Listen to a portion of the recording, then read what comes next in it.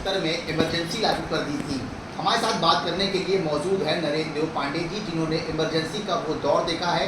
हम उनसे जानेंगे और बात करेंगे कि आखिर उस दौर में प्रयागराज के हालात कैसे थे और पूरे देश के हालात कैसे थे। नरेंद्र देव पांडे जी, आपने इमरजेंसी को बहुत करीब से देखा है। उस समय देश के क्या हालात थे और प्रयागराज के कैसे हालात थे?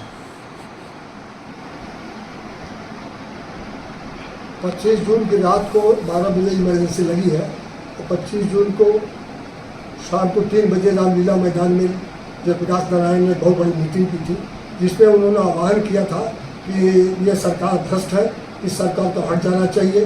पुलिस के लोग और फौज के लोग भी प्रधानमंत्री और सरकार की बात न माने और उसके बाद रात को इमरजेंसी लगी है। 12 जून को श्रीमती गांधी की जो लोकसभा की सदस्यता थी वो जस्टिस जगमोहन लाल सिन्हा ने निरस्त कर दी थी। उनको 6 साल चुनाव लड़ने पर पाबंदी लगा दी थी। इसी कारण से चूँकि उनका चुनाव निरस्त हो गया था, वो लोकसभा सदस्य नहीं रह गई थी, इसलिए प्रधानमंत्री भी नहीं रह सकती थी। इसलिए कांग्रेस पार्टी ने सोचा कि इसके लिए क्या किया जाए और उसके उन्होंने 25 जून की रात को इमरजेंसी लगाई और 26 जून को देश के सारे बड़े बड़े नेताओं को, अटल बिहारी वाजपेयी से लेकर के चंद्रशेखर और जयप्रकाश नारायण, चरण सिंह, मधुलिका, सबको गिरफ्तार कर दिया और देश में चारों तरफ प्रेस पर सेंसरशिप लगा दी गई, बोलने पर आज़ादी पर पाबंदी लगा दी गई, मीटिंग भाषण सब मनाही कर दी गई। किसी तरह का कोई मीटिंग भाषण आंदोलन नहीं हो सकता। आप इमरजेंसी के दौरान आपकी भी गिरफ्तारी की गई, क्या गिरफ्तारी के पहले आपको कुछ बताया गया था? नहीं, गिरफ्तारी पहले कुछ नहीं बताया गया। तो मैं तो सुबह 10 बजे कचहरी गया था, डिस्ट्रिक्ट कोर्ट, वहाँ बैठा था। 10:30 बजे एक डिप्टी एसपी CO आए, GP सिंह, उन्होंने कहा कि आपके खिलाफ वारंट है। उन्होंने कहा हमने तो कोई अपराध किया नहीं, क्या वारंट है? कहने ये अपराध, ये वारंट इलाहाबाद का नहीं है, सारे वारंट दिल्ली से आए हैं और दिल्ली से आपकी गिरफ्तारी का आदेश है और इमरजेंसी लग गई है। उनका हाँ इमरजेंसी लगी, उन्होंने कहा इमरजेंसी लग गई है और देश में आपातकाल की घोषणा हो गई है, प्रेस पर सेंसरशिप लग गई है, सारे नेता गिरफ्तार हो गए हैं, आपको भी गिरफ्तार किया जाता है। इमरजेंसी के दौर की अगर बात करें तो इमरजेंसी लगभग 21 महीने चली, लेकिन उस दौरान नसबंदी का भी एक समय आया। तो उस समय आप मौजूद थे, क्या क्या हुआ था उस दौरान? नसबंदी के समय में तो हम जेल में थे, लेकिन जो लोग आते थे मिलने बताते थे कि बड़ा भयानक वातावरण है, ज़बरदस्ती पकड़ पकड़ के लोगों में नसबंदी की जा रही है। सरकार ने कोटा दे दिया अध्यापकों को, मास्टरों को और ग्राम के जो ग्राम साथी हैं, ग्राम सेवकों को, कि 5-5 नसबंदी हर महीने करा दी है।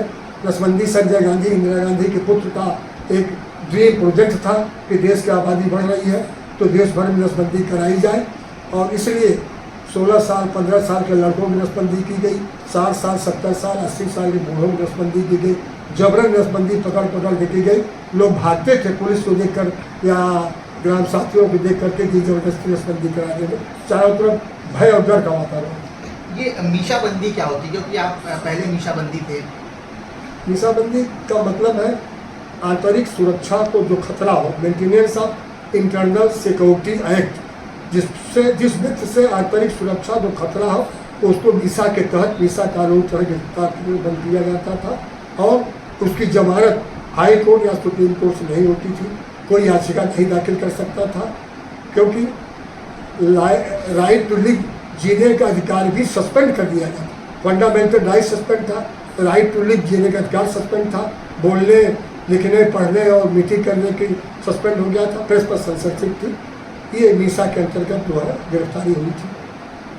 पहले की सरकार की बात करें और अब की सरकार की बात करें तो कितना अंतर देखते हैं आप? आप अंतर की बात ही मत करिए, ज़मीन और आसमान का फर्क है। पहले की सरकार में, आज की सरकार में, पहले इंदिरा गांधी को एक इक्के वाले ने कह दिया कि चल मेरी घोड़ी इंदिरा की चाल, उस इक्के वाले को बंद कर दिया गया, उसका घोड़ा रोक दिया गया, उसका इक्का खत्म कर दिया गया और इक्के वाले को जेल बंद कर दिया, सिर्फ उतना कहने पर। आज तो प्रधानमंत्री नरेंद्र मोदी को लोकसभा के अंदर राहुल गांधी ने कहा कि आपको जनता डंडों से पीटेगी, सड़क पर डंडों से पीटेगी आपको मोदी जी। इस तरह का भाषण लोकसभा में प्रधानमंत्री के सामने, लोकसभा के बाहर गाली देते हैं लोग, उनको तरह तरह की बातें कहते हैं कि आप जो है आप देश में इमरजेंसी लगाए हुए हैं, बोलने का आज़ादी नहीं है, जबकि सब लोग खुल करके बोल रहे हैं, सरकार की पूरी आलोचना कर रहे हैं, भाषण कर रहे हैं। आंदोलन कर रहे हैं, कहीं कोई रुकावट नहीं है। तो ज़मीन आसमान का फ़र्क है उस सरकार में, इस सरकार में। तो ये थे हमारे साथ नरेंद्र देव पांडे जी, जिन्होंने 1975 में जो इमरजेंसी लगी थी उसकी कुछ यादें हमसे साझा की। उनका कहना है कि प्रयागराज में उस समय काफ़ी दहशत का माहौल हुआ करता था, लोग अपने घरों से कम निकलते थे और समाचारों को सरकार के द्वारा ही कहे जाने पर प्रकाशित किया जाता था। सौरभ मिश्रा, हिंदी खबर, प्रयागराज।